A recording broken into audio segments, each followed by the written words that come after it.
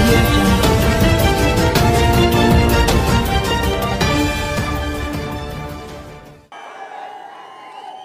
ముఖ్యమంత్రి గారికి 2014లో నేను వారికి సపోర్ట్ చేసినప్పుడు వారిని అడిగింది ఒకటే, మాకు ఉత్తరాంధ్ర నుంచి విపరీతంగా వలసలు వెళ్ళిపోతున్నాయి, వలసలు ఆగాలంటే అంటే నా దగ్గర ఒక మందు ఉంది, చాలా అద్భుతమైన మందు, బాబు వస్తుంది జాబ్ వస్తుంది. నేను కళ్యాణ్ గారిని చెప్పండి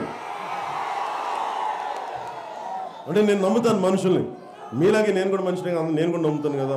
ముఖ్యమంత్రి గారి అనుభవాన్ని నమ్మాను, నిజమే అనుకున్నా. బాబు వస్తే జాబ్ వచ్చిందంటే వాళ్ళ బాబుకి జాబ్ వచ్చింది కానీ మిగతా బాబులు ఎవరికి జాబులు రావు. ముఖ్యమంత్రి గారు అడుగుతా ఉన్నారు, ఉత్తరాంధ్ర వెనకబాటుతనం ఏంటి అని. ఇప్పుడే చూస్తూ ఉన్నాం, మనకి తాడి గ్రామానికి వెళ్ళాను అనకాపల్లి నుంచి వచ్చేటప్పుడు. వెళ్తే అక్కడ కెమికల్ సిటీ పెట్టారు, ఫార్మా సిటీ అని పెడితే అక్కడి నుంచి వచ్చే విషవాయువులన్నీ ఆ తాడి గ్రామానికి వెళ్ళి పసి బిడ్డలకి శ్వాసకోశ వ్యాధులు, ఎముకల వ్యాధులు, అనేక వ్యాధులు మనకి పాపం ఇబ్బందులకి ఆల్మోస్ట్ దాదాపు మరణావస్థలు ఉండి ఈ రోజున మాట్లాడదామంటే దాన్ని పట్టించుకునే నాదుడు లేడు, దాన్ని పట్టించుకునే ఎమ్మెల్యే లేడు, ఓట్లు వేయించుకునే ఎంపీలు లేరు. అది మన సమస్య. నేను కోరుకుంటుంది కూడా ఒక సరికొత్త బాధ్యతతో కూడిన జవాబుదారీతనంతో కూడిన రాజకీయ వ్యవస్థని ఖచ్చితంగా జనసేన పార్టీ ద్వారా ఖచ్చితంగా తీసుకొస్తాం. ఖచ్చితంగా 2014లో నేను ఓట్లు అడిగినప్పుడు తెలుగుదేశం పార్టీ మీద, భారతీయ జనతా పార్టీ కోసం ఆ రోజు నేను అందరికీ చెప్పింది ఒకటే, ఈ రోజున తెలుగుదేశం పార్టీ నాయకులకి, భారతీయ జనతా పార్టీ నాయకులకి ఓట్లు వేయమని నేను మిమ్మల్ని అడుగుతున్నాను, ఆర్థిస్తున్నాను. ఒకవేళ వీరు పనులు చేయని పక్షంలో మనకి స్థానికంగా ఇసుక దోపిడీ లాంటి దోపిడీలు జరుగుతున్నప్పుడు, మనకి హాస్పిటల్స్కి సరైన వసతులు లేనప్పుడు, ఈ చిన్న ఉద్యోగాలకు కూడా అవసరం లేని ఉద్యోగాలను కూడా సృష్టించి దానిని ఎమ్మెల్యేలకి తీసుకెళ్లే పరిస్థితిలో ఉంటే, ఇలాంటివన్నీ ఉంటే నేను వచ్చి మాట్లాడతానని చెప్పాను. అది నేను 3.5 సంవత్సరాలు చూశాను. దాదాపు 3.5 సంవత్సరాలు చూసిన తర్వాత నాకు కడుపు మండిపోయింది. నేను మీకు సపోర్ట్ చేసింది ఒక్క ఎమ్మెల్యేని నిలబెట్టకుండా, ఒక్క ఓటు చీలకుండా, నా బలమంతా, మన బలమంతా, మన జనసేన బలమంతా తెలుగుదేశం పార్టీకి ధారపోస్తే,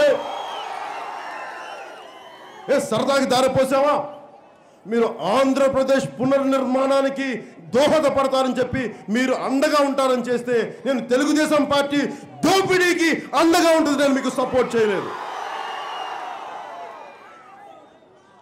ముఖ్యమంత్రి గారు మాట్లాడతారు, ఈ రోజున నువ్వు ఉత్తరాంధ్ర పోయి శ్రీకాకుళంకి వెళ్ళి అక్కడ అందరినీ రెచ్చగొడుతున్నామని. మీరు ఇసుక దోపిడీలు చేస్తుంటే నేను ఎందుకు రెచ్చగొడతాను? లేనిది నేను రెచ్చగొడతానా? ఉన్నదే మాట్లాడుతున్నాను, ఉన్న కడుపు మంటలే మాట్లాడుతున్నాను. అది మీకు రెచ్చగొట్టేలా కనిపిస్తే నేనేం చేయలేను. ఉత్తరాంధ్ర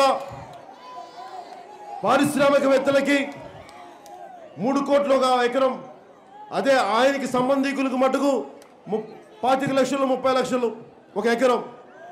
ఈరోజు ఎక్కడికి వెళ్ళినా సరే ఉత్తరాంధ్ర భూముల్ని కారు చౌకగా కొట్టేసి ఎవరైతే వారికి అండగా ఉంటారో వారికి 25 లక్షలు 30 లక్షలకి, ఎవరైతే భూమి పుత్రులో, ఎవరైతే స్థానికులో ఇవన్నీ ఆస్తులని బయట వాళ్ళకి కట్టబెట్టి నాకు నిజంగా చాలా బాధ, ఆవేదన కలిగించింది.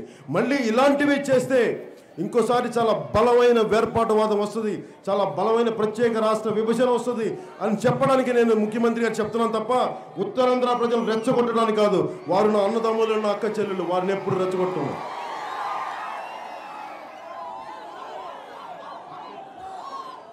అలాగే నేను ఏ మూలకి వెళ్ళినా నన్ను అడిగేది ఒకటే, ఇక్కడ వలస లాగాలని చెప్పి. ఏ మూలకి వెళ్ళినా ఉత్తరాంధ్ర భూములంటే కారు చౌకగా కొట్టేయచ్చు, ప్రజల అమాయకులు, ఎదురు తిరిగే వాళ్ళు కాదు. ఏంటండి వీడియో నచ్చిందా? అయితే ఓ లైక్ వేసుకోండి, లేదంటే ఓ కామెంట్ చేయండి. ఎప్పటికప్పుడు మా వీడియోస్ చూడాలంటే సబ్స్క్రైబ్ చేసుకోండి.